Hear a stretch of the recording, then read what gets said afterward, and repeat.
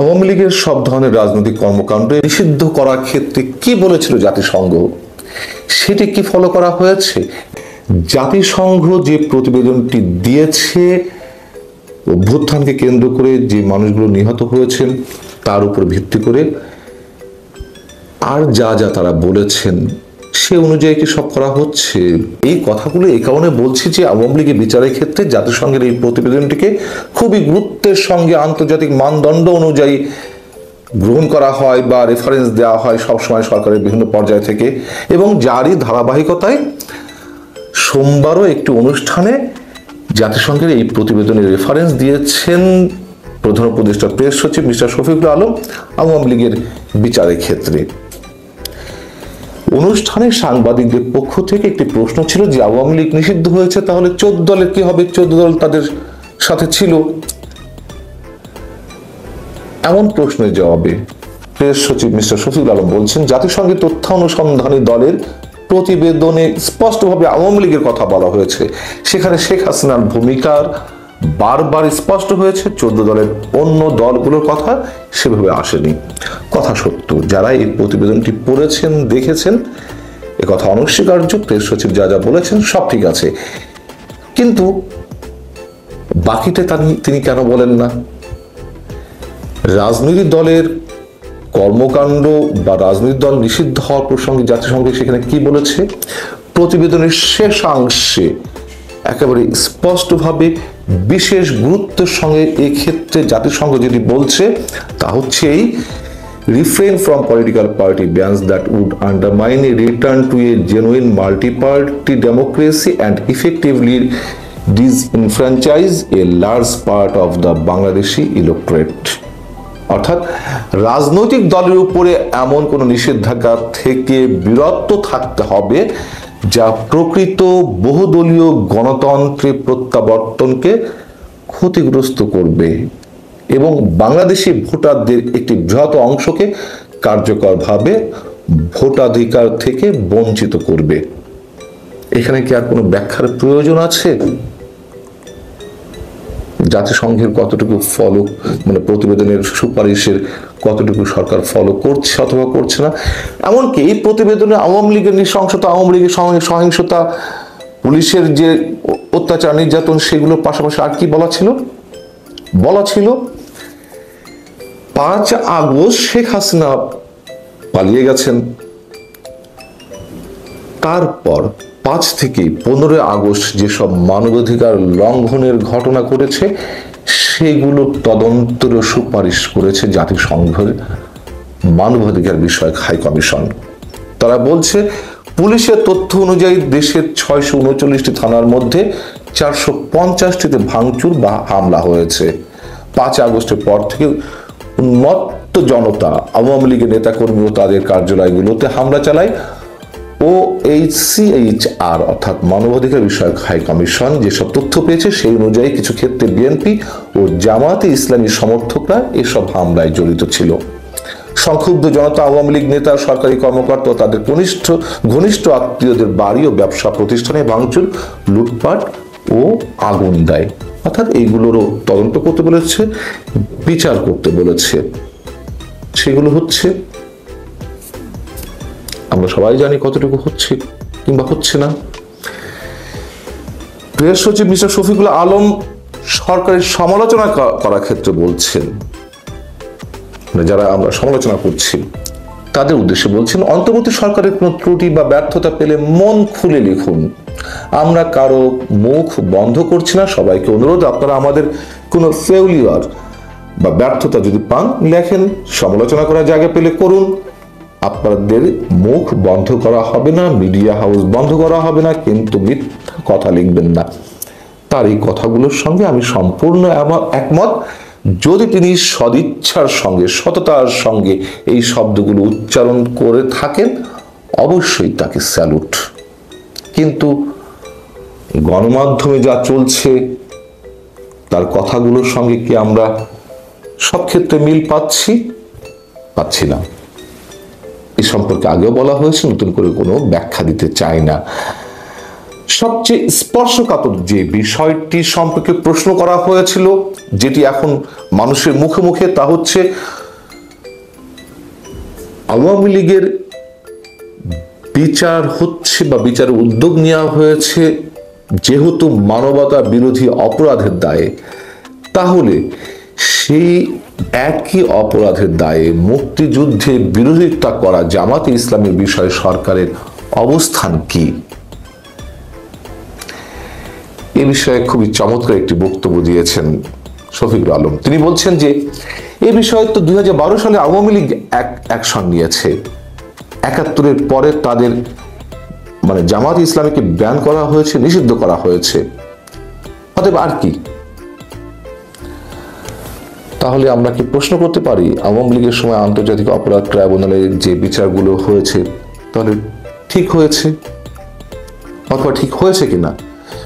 যদি ঠিক হয়ে থাকে তাহলে সেই আদালতের আসামি পক্ষের আইনজীবী অর্থাৎ মানবতা বিরোধী অপরাধের দায়ে অভিযুক্ত যে আসামিরা ছিলেন তাদের পক্ষের প্রায় সব মামলার আইনজীবী ছিলেন অ্যাডভোকেট তাজুল ইসলাম।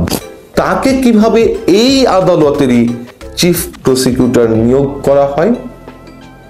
সেখানে তো মানবতা বিরোধী অপরাধের দায়ে অভিযুক্ত আরো অনেকের বিচার চলমান, তাদের আইনজীবী হওয়া সত্ত্বেও তাজুল ইসলামকে কেন সেই আদালতে রাষ্ট্রপক্ষের আইনজীবী নিয়োগ করা হলো? মানবতা বিরোধী অপরাধের দায়ে আওয়ামী লীগের বিচার হবে, কিন্তু আমাদের মহান মুক্তিযুদ্ধের সময় মানবতা বিরোধী অপরাধের দায়ে জামাতের বিচার হবে না, এটা কেমন কথা? এবং সেই প্রশ্ন বিভিন্ন জায়গা থেকে উঠছে। জামাতের বেলায় সরকার চুপ করে থাকবে, সেটা কেমন হয়ে যায় না? অনেক প্রশ্ন তো ওঠে। সেই জায়গা থেকে শফিকুল আলম যে প্রশ্নের উত্তর দিয়েছেন তার আরো একটি অংশ আছে বেশ মজার। তিনি বলছেন অন্তর্বর্তী সরকার এ বিষয়ে অবস্থান নিয়েছে। কি অবস্থান নিয়েছে? ইমিডিয়েট পাস্ট বা নিকট অতীতে যা হয়েছে আওয়ামী লীগের যেসব অপকর্ম ঘটেছে বা ঘটিয়েছে আওয়ামী লীগ, সেসব বিষয়ে ব্যবস্থা নেওয়া হয়েছে। 24 অভ্যুত্থানের পূর্ববর্তী ঘটনাগুলোর আলোকে সিদ্ধান্ত নেওয়া হয়েছে। অর্থাৎ 24-এর অভ্যুত্থানের মাধ্যমে যেহেতু এই সরকার গঠিত হয়েছে, তাই তাদের দায়বদ্ধতা আওয়ামী লীগের অপকর্মের বিচারের প্রতি। ঠিক তো? তাহলে সমগ্র বাংলাদেশ এই সরকার ধারণ করে না, সমগ্র বাংলাদেশের সংকট সমস্যা এই সরকার গ্রহণ করে না, শুধু আওয়ামী লীগ বিচার করতে এসেছে। আচ্ছা, এত কথা বাদ দিই। যদি তাই হয়ে থাকে, আওয়ামী লীগের বিষয়টি তাদের কাছে সবচেয়ে বেশি প্রাধান্য হয়ে থাকে, তাহলে করিডোর ইস্যুতে মিয়ানমারের উদ্দেশ্যে যে কথিত মানবিক করিডোর, সে বিষয়ে সরকার প্রাথমিকভাবে নীতিগত সিদ্ধান্ত নিয়েছে কেন যে করিডোর দেওয়া হবে? শফিকুল আলম আসলে স্ববিরোধিতা করছেন, এটি মনে হয়। জামাতের সময় বলেছেন যে জামাতের বিষয়ে যে প্রশ্ন ছিল সেক্ষেত্রে তিনি বলছেন আমার কিছু বলার নেই। আর কেন, কোন ক্ষেত্রে বলছেন? তিনি বলছেন যে 71 নিয়ে আমরা অনেক স্টেটমেন্ট দিয়েছি, নতুন করে কিছু বলতে চাই না, 71 আমরা পুরোপুরি ধারণ করি। মানে বিষয়টা হচ্ছে আমি আপনাকে শ্রদ্ধা করি, কিন্তু আপনাকে অশ্রদ্ধা করার মতন, অসম্মান করার মতন যাবতীয় সব কাজকর্ম আমি করে যাচ্ছি, আপনার ক্ষতি করার জন্য আমি সব কাজ করে যাচ্ছি, কিন্তু আমি মুখে বলছি আমি শ্রদ্ধা করি। 71-কে ধারণ তিনি করেন, কিন্তু 71-এর বিষয়ে যে অমীমাংসিত বিষয়গুলো সেগুলো নিয়ে তিনি কিছু বলতে চান না। বলছেন যে অনেক কিছু বলেছি, জামাত প্রসঙ্গে আসলে কিছু তার বলার বা সরকারের বলার সাহস নেই। কেন নেই সেই প্রশ্নটি মোটামুটি আমরা জানি। আওয়ামী লীগের কার্যক্রম নিষিদ্ধ করা হয়েছে, প্রজ্ঞাপনও জারি হয়ে গেছে। আওয়ামী লীগ কোনো ধরনের কার্যক্রম করতে পারবে না বিচারের আগ পর্যন্ত, এমনকি সামাজিক যোগাযোগ মাধ্যমেও তারা তাদের কোনো কার্যক্রম চালাতে পারবে না। এরকম সিদ্ধান্তের পরে বিশ্ববাসীর অবস্থানটা কি? এর আগের প্রেক্ষাপট যেটা ছিল সেটা হচ্ছে যে আওয়ামী লীগের পক্ষে যুক্তরাষ্ট্রের অবস্থান দেখেছি আমরা। ভারতের অবস্থান তো এখনো আওয়ামী লীগের পক্ষে রয়েছে, কিন্তু ভারত পাকিস্তান যুদ্ধের দামামার কারণে ভারত এই দিকে মনোযোগ দিতে পারছে না। এছাড়া আওয়ামী লীগের পক্ষে আমরা রাশিয়ার অবস্থান দেখেছি, যুক্তরাজ্যের অবস্থান দেখেছি, তারও আগে ইউরোপিয়ান ইউনিয়নের দেশগুলোর অবস্থান দেখেছিলাম, কিন্তু পরবর্তীতে সেই অবস্থান আবার 360 ডিগ্রি ইউটার্নের ঘটনাও দেখেছি।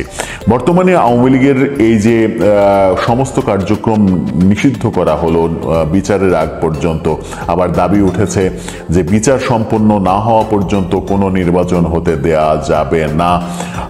বিচার কবে শেষ হবে, এই বিচার প্রক্রিয়া কি স্বল্প মেয়াদের কাজ কিনা, হুট করে তা তড়িঘড়ি করে বিচার প্রক্রিয়া করা সম্ভব কিনা, সেটা করতে গেলে কোন ধরনের বিতর্কের জন্ম দেবে, সে অনেক আলোচনা রয়েছে। কিন্তু বিশ্ববাসী কি মনে করছে এবং বিশ্ববাসীর মনে করাকে কেন্দ্র করে সরকার কি মনে করছে? সরকার কি বিশ্ববাসীর চাপে পড়বে আওয়ামী লীগের বিরুদ্ধে এরকম সিদ্ধান্ত নেয়ার পরে? আওয়ামী লীগের উপরে যে নিষেধাজ্ঞা, কার্যক্রমের উপরে যে নিষেধাজ্ঞা জারি করা হলো বিচার না হওয়া পর্যন্ত, সেই ব্যাপারে বিশ্ববাসীর মনোভাব কি? বিশ্ববাসীর মনোভাবের দিকে যদি দৃষ্টিপাত করা যায় তাহলে আমরা আমেরিকার মনোভাবকে অন্তত পক্ষে সাদা চোখে ইউটার্নের মনোভাবেই দেখছি। আমেরিকা এখন পর্যন্ত এই ব্যাপারে কোনো প্রতিক্রিয়া জানায়নি এবং ধারণা করা হচ্ছে আমেরিকা প্রতিক্রিয়া জানাবেও না। অনেকে মনে করেন যে আমেরিকার সঙ্গেই পজিটিভ আলোচনার ভিত্তিতেই আওয়ামী লীগের বিরুদ্ধে এরকম সিদ্ধান্ত নিতে পেরেছে প্রফেসর ইউনূসের সরকার। আমেরিকা যদি বেঁকে বসতো, আমেরিকা যদি এর বিপক্ষে থাকতো, তাহলে সরকার এই সিদ্ধান্ত নিতে পারতো না। তাহলে আমেরিকা হঠাৎ করে ইউটার্ন করলো কেন? আমরা ডোনাল্ড ট্রাম্পের নির্বাচনের পর আমেরিকাকে আওয়ামী লীগের পক্ষে অবস্থান করতেই দেখেছি। এমনকি বাংলাদেশ বিষয়ে যা করার করবেন আমার বন্ধু মোদি, এমন কথাও ডোনাল্ড ট্রাম্পকে বলতে শুনেছি এবং মোদির উপরে দায়িত্ব ছাড়তে শুনেছি। সব মিলিয়ে মনে হচ্ছিল যে আমেরিকা এবং ভারত একজোট হয়ে বাংলাদেশের বর্তমান সরকারের উপরে এক ধরনের প্রেশার ক্রিয়েট করবে, যেটা আওয়ামী লীগের পক্ষে যাবে। কিন্তু এখন পরিস্থিতি পাল্টে গেল কেন?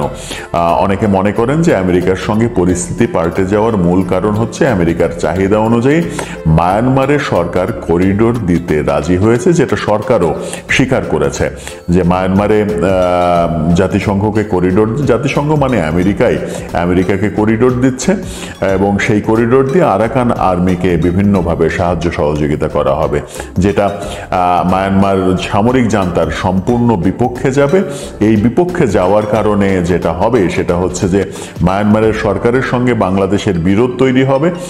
অন্যদিকে মায়ানমার সরকারের সঙ্গে চীনের ভালো সম্পর্ক।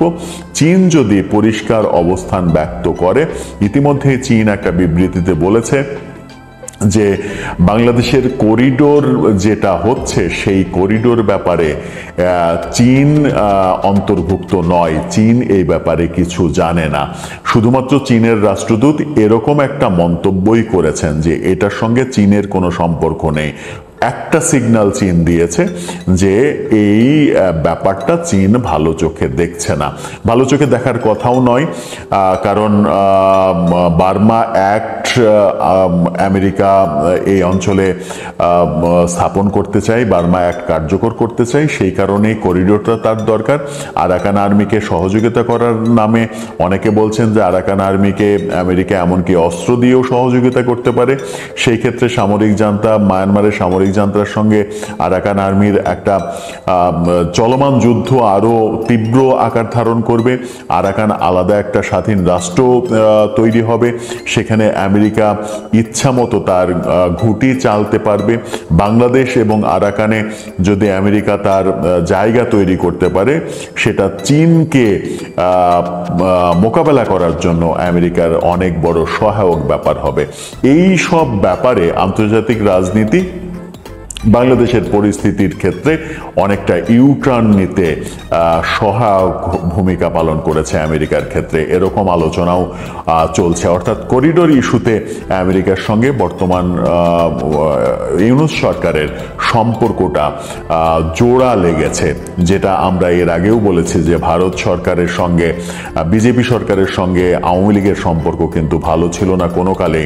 নরেন্দ্র মোদী জেতার পরে বাংলাদেশে দেখেছিলাম বিএনপি জামাত মিষ্টি বিতরণ করেছিল এই খুশিতে যে এবার আওয়ামী লীগের পতন হবে, যেহেতু বিজেপি সরকার এসেছে। কংগ্রেস ঐতিহাসিকভাবে আওয়ামী লীগের বন্ধু, কিন্তু আমরা উল্টোটা দেখেছি। আমরা দেখেছি শেখ হাসিনা কৌশলে বিজেপির সঙ্গে ভালো সম্পর্ক তৈরি করেছে এবং নরেন্দ্র মোদী এখন শেখ হাসিনার অন্যতম ভালো বন্ধু।